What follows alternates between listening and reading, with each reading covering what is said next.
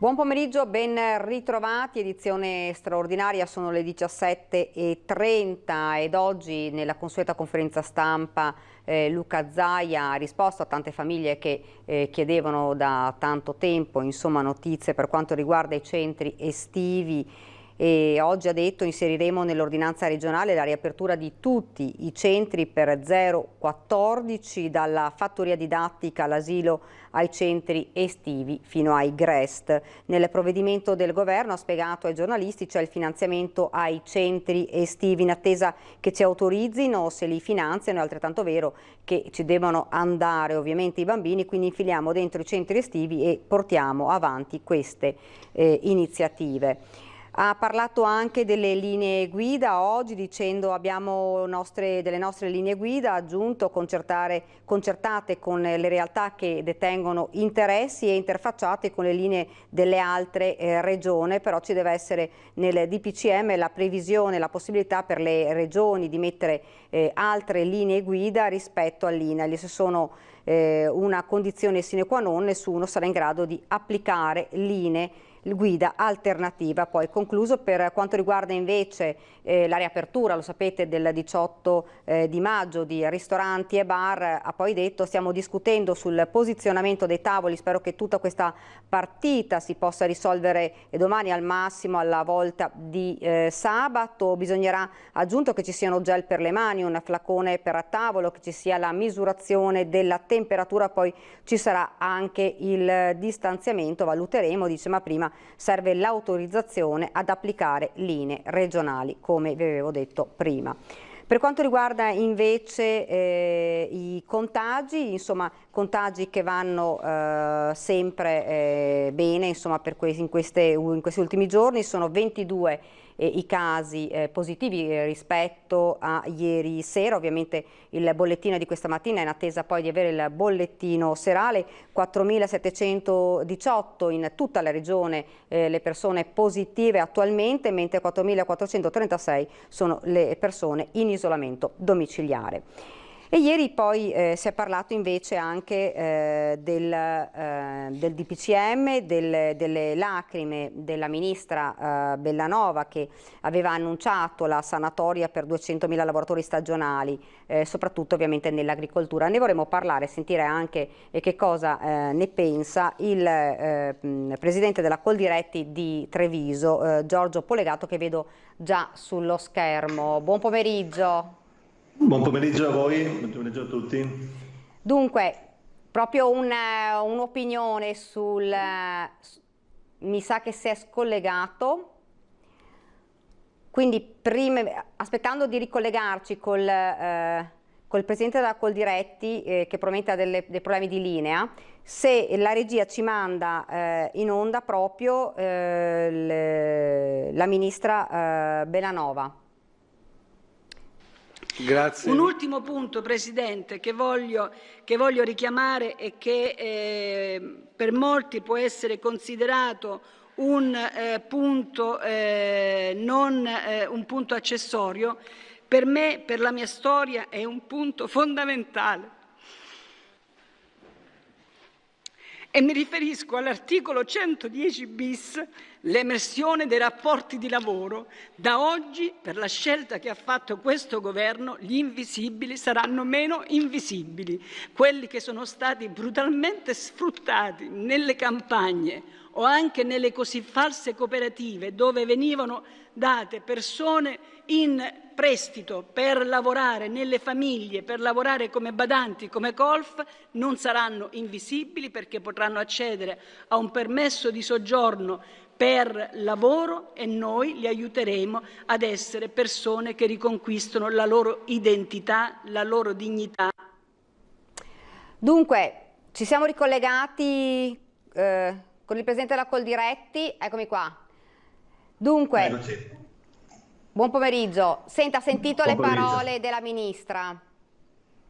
Sì, allora che dire, sicuramente è un vantaggio per l'agricoltura, perché in questa fase particolare dell'anno abbiamo bisogno di numeri importanti in termini di raccolta dell'ortofrutta e poi pensiamo anche alla vendemmia che fra qualche mese avremo alle porte. È chiaro che comunque sarà un vantaggio che avrà principalmente il sud, diciamo, perché al nord ancora oggi non abbiamo grande disponibilità di lavoratori in questo senso. Quello che invece serve per anche l'assunzione di questi lavoratori sono i voucher, che sono uno strumento straordinario nato per l'agricoltura, che però da un paio d'anni non sono più utilizzabili. In questa fase di emergenza, di grande difficoltà, credo che sia assolutamente una necessità rimetterli in funzione. Lo abbiamo chiesto a grande voce e speriamo, stiamo attendendo una risposta sempre dal Ministro, che si è preso l'impegno appunto di almeno per un periodo poterlo utilizzare, almeno per il 2020, insomma, questa era la nostra richiesta. Perciò se avremo questo strumento avremo la possibilità di assumere anche tanti giovani studenti pensionati o tanti anche disoccupati che in questa fase hanno perso lavoro o sono in cassa integrazione. Noi abbiamo la lista, solo per quanto riguarda la provincia di Treviso come Coldiretti, di oltre 500 nominativi che sarebbero già disponibili e in parte li abbiamo già anche comunque impiegati nelle nostre aziende. Però diciamo lo strumento di voucher in questo momento qua è assolutamente facile da utilizzare e darebbe un grosso vantaggio alle aziende per snellire tutto quello che è anche la parte burocratica. Perciò speriamo in una risposta positiva a breve che ci arrivi appunto dal Ministero. C'è qualche problema di audio. Presidente, lei diceva prima che comunque in questo DPCM insomma, la situazione per quanto riguarda l'agricoltura non è proprio chiara. No, beh, diciamo ci sono sicuramente degli aiuti che arriveranno, si parla di 1,5 miliardi per l'ambito agricolo, stiamo appunto valutando quelli che sono gli sgravi fiscali, quelli che saranno gli aiuti che arriveranno alle piccole aziende che sono l'ossatura del settore agricolo non solo trevigiano. Perciò ci si augura che quello che ieri sera è stato annunciato poi venga messa per iscritto e venga comunque confermato in Parlamento. Però diciamo queste analisi le stiamo facendo per capire realmente quelli che saranno gli strumenti da poter usare e anche da sfruttare in questo momento dove le aziende hanno grosse difficoltà, perché dobbiamo pensare che il nostro settore, seppur rimasto aperto in questi mesi di emergenza, è anche vero che ha subito dei cali di consumi importanti. Basti pensare a determinati ambiti e comparti che vivevano del canale Horeca, per esempio, che attualmente, come sappiamo, è chiuso. Perciò il settore, lo stesso settore diciamo vinicolo piuttosto che il settore lattiero-caseario, che ha sofferto parecchio di questo blocco. In particolare il vinicolo in questa area dove abbiamo tutta una serie di aziende, piccole aziende che comunque lavorano e hanno sempre lavorato con bar, ristoranti e anche con i privati, in questo periodo purtroppo sono rimasti letteralmente chiusi oppure hanno fatto solo quel po' di delivery che veniva concesso, anche se ci sono sicuramente dati da fare per superare e per affrontare questo problema, come anche gli stessi agriturismi hanno cercato parzialmente con il delivery e le consegne a domicilio di sopperire alle chiusure. Ci si aspetta da lunedì un'apertura, anche se non sarà facile l'avvio, ma comunque il fatto stesso che si venga messo nelle condizioni di aprire è già un segno di ottimismo. È chiaro che bisogna capire poi se queste prescrizioni non vadano un po' a inficiare le aperture, perché sappiamo che anche la ristorazione ha dei costi fissi importanti che deve comunque sopportare. Però comunque un po' di luce in fondo al tunnel la stiamo iniziando a vedere, questo è la cosa più importante. Ecco, appunto lei stava dicendo, Presidente, che appunto ovviamente questo avvio non sarà sicuramente facile. Abbiamo visto anche per i ristoranti e il settore vinicolo poi è collegato, i ristoranti e i bar e comunque, come diceva lei, anche gli agriturismo dovranno avere delle linee guida particolari, per cui molti ristoranti insomma sono in grande crisi in questo momento, perché comunque dovranno ridurre ovviamente i posti tavola, dovranno ridurre la clientela. Questo quindi sarà un problema ovviamente anche per tutto il settore vinicolo.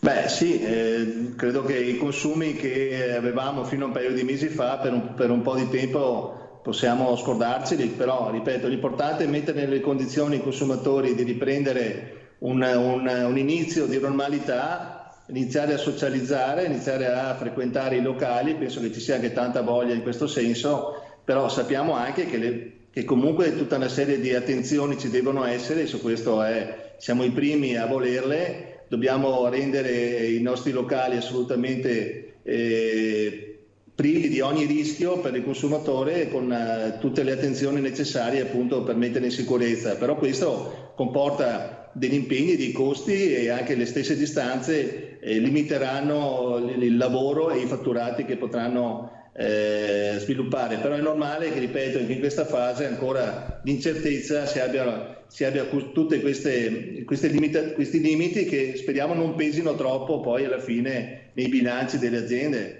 perché comunque, ripeto, i costi, chi ha gli affitti, chi ha il personale, chi ha comunque i fornitori a pagare, li deve affrontare, e li deve affrontare anche con delle entrate che giustifichino poi anche un avvio di un'attività che è chiusa da 2 mesi, con tutte le complicanze e difficoltà che hanno vissuto.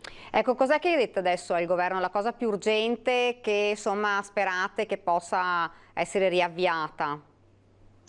Ma se vogliamo toccare un ambito che riguarda sì anche indirettamente appunto il nostro ambito agricolo, è appunto il canale dell'Horeca, che sviluppa un fatturato importante e un volano fondamentale per i prodotti di media alta qualità che produciamo non solo a Treviso ma in tutto il territorio nazionale. Perciò un aiuto concreto agli operatori è necessario per poterli mettere, come dicevo, in condizione di iniziare e di poter portare avanti un'attività che sia almeno non sia in perdita, perché comunque con la riduzione che avranno dei coperti o anche dello stesso afflusso nei bar, è chiaro che non avranno i fatturati e anche il volume d'affari di prima. Perciò mettere nelle condizioni di andargli incontro su quelli che sono i costi che possono essere appunto gli affitti, un minimo di sostentamento per riavviarsi e per pensare di pagare anche i fornitori, credo sia in questa fase necessaria. Dopo è chiaro che nell'ambito agricolo ci sono dei comparti che hanno sofferto, penso al florovivaismo, che per un mese è stato letteralmente chiuso e si sono buttati centinaia, migliaia, milioni di piantine che andavano a soddisfare quelle che erano le richieste dei privati nei propri giardini, nei propri orti, che era proprio la stagione ideale per piantare.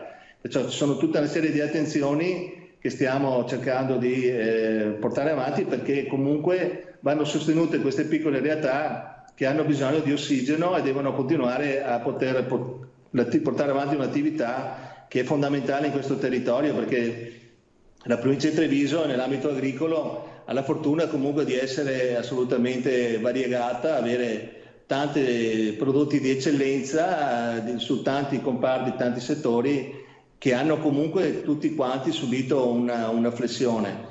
Perciò anche se il consumatore trevigiano non solo ha riscoperto il territorio, ha anche scoperto chi sono poi questi produttori che si sono visti in faccia con le consegne a domicilio e con tutta anche la promozione che siamo riusciti a dargli, perché si sono assolutamente attivati per andare incontro a quelle che erano le esigenze di un ambito che era assolutamente altrimenti ad esclusiva del canale della grande distribuzione. Ma con le consegne appunto a domicilio, gli stessi piccoli produttori o medi produttori trevigiani dell'ortofrutta, non solo, hanno potuto anche essere visibili. Io credo che questo tipo di approccio sarà positivo anche per il futuro, perché hanno avuto modo di confrontarsi con il consumatore. Il consumatore oltre che apprezzato la qualità dei prodotti, ha anche potuto toccare con mano e avere il confronto anche appunto con i produttori, mettendosi a disposizione dei tanti produttori che hanno premiato questo tipo di iniziative. Ecco, lei prima ci diceva appunto dell'importanza dei voucher. Sì, i voucher, ripeto, sono uno strumento necessario per poter anche sopperire alla mancanza di lavoro che tanti trevigiani andranno ad affrontare in questo periodo molto difficile. Penso a tutti quelli che venivano impiegati nell'ambito turistico, che attualmente sono a casa, che potrebbero comunque con uno strumento di facile utilizzo, chiaro e molto trasparente, che è il voucher, avere delle opportunità che altrimenti con un'assunzione normale le aziende farebbero più fatica sicuramente a soddisfare. Perciò credo che in questa fase qua rimettere uno strumento che, ripeto, è nato per l'agricoltura ed è uno strumento di grande vantaggio per entrambi, sia per il datore di lavoro che per l'operatore, credo che sia un passaggio necessario. L'abbiamo chiesto ancora in tempi non sospetti, speriamo che in questo momento ci sia la sensibilità appunto di andare incontro anche alle esigenze in particolare anche dei lavoratori. Grazie davvero Presidente, Grazie a voi, grazie a tutti per aver accettato l'invito, grazie e buon pomeriggio. Buon proseguimento, buona serata. Ed oggi Luca Zaia ha parlato anche di fondi della sanità, dice di investimenti in sanità ne abbiamo già fatti tanti, se poi arrivano altri finanziamenti siamo qua ad accoglierlo.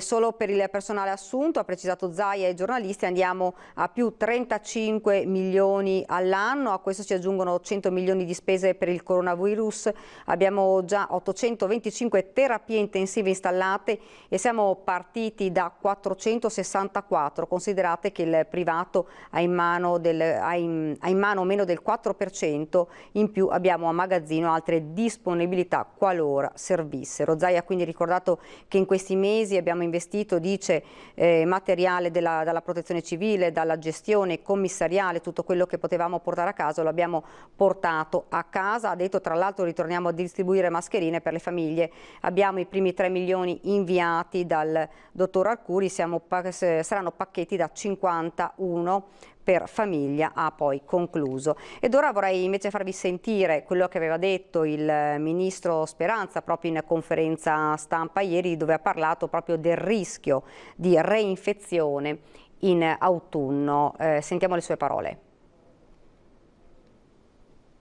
È un paese più pronto, noi non sappiamo cosa avverrà nei prossimi mesi, alcuni scienziati parlano dell'ipotesi di una seconda ondata, dobbiamo essere pronti, lavoreremo da domani mattina con le regioni per rendere più forti e più vigorosi i nostri ospedali, le nostre strutture sanitarie, lo faremo chiaramente continuando ad investire sul personale, mettiamo in campo altri 240 milioni per nuove assunzioni, finora ce ne sono state già 23.000 dall'inizio di questa crisi e mettiamo in campo altri 240 milioni di euro per continuare ad assumere e 190 milioni di euro per incentivi ai nostri medici, ai nostri infermieri e a tutto il nostro personale sanitario.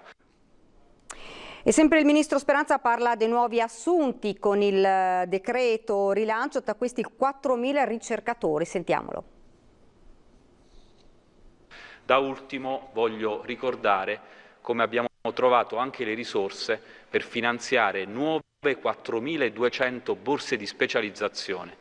Sono risorse che andranno a nostri giovani laureati in medicina che potranno attraverso queste borse provare a realizzare il sogno della propria vita e anche così facendo a rendere più forte il nostro servizio sanitario nazionale.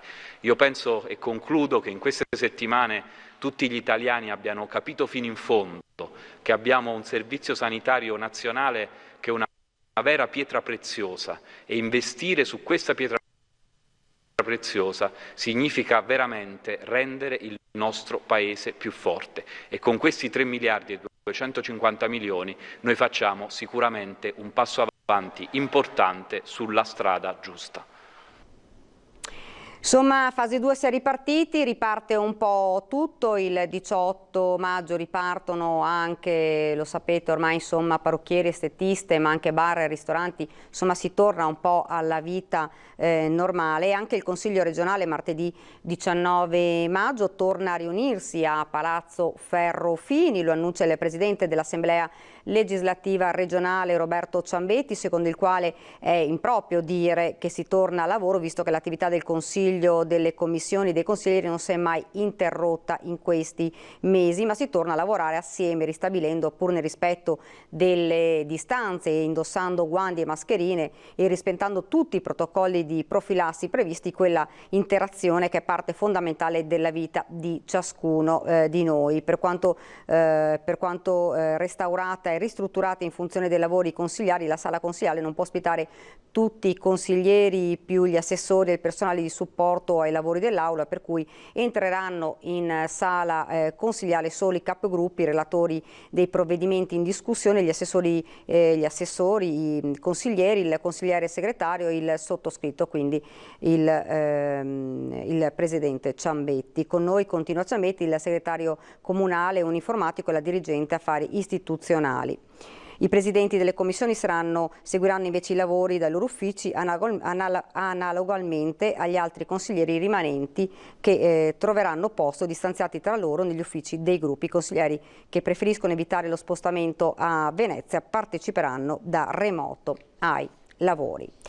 Dunque questa è la situazione, si riparte un po' da tutto, e anche da Padova, c'è la Basilica di Sant'Antonio di Padova, uno dei luoghi di culto più importanti d'Italia, potrebbe allestire dei maxi schermi per consentire ai fedeli che non potranno entrare in chiesa di seguire le messe anche dal sagrato, quindi si riparte anche, insomma, se non proprio con tutti i fedeli nelle chiese, ma si potrà assisterlo quindi nel maxi schermo. Lo dichiara quindi padre Oliviero Svanera, rettore della Basilica Antoniana. La nostra chiesa dispone di 800 posti a sedere, ma poco fa ci è arrivata una comunicazione ministeriale che impone una capienza massima di 200 posti.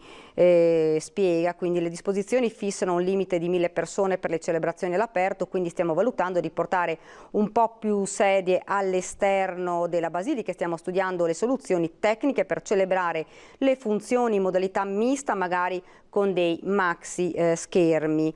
Il padre quindi ha annunciato anche che le messe prefestive e festive verranno ridotte da 15 a 8, cioè una ogni 2 ore anziché una ogni ora, perché la distribuzione della comunione, la fuoriuscita dei fedeli e le sanificazioni richiederanno tempi più lunghi. Da lunedì i visitatori potranno seguire 2 percorsi transennati a senso unico, uno devozionale per vedere la tomba del santo e la cappella delle reliquie, l'altro per le celebrazioni liturgiche. Il rettore infine ha confermato la rinuncia alla tradizionale processione per la festa di Sant'Antonio del 13 giugno, però pensando a qualche soluzione creativa col supporto di televisioni e social insieme al messaggero di Sant'Antonio. Vedo che c'è la pubblicità, quindi ci fermiamo per una piccola pausa pubblicità e poi torneremo qui in studio.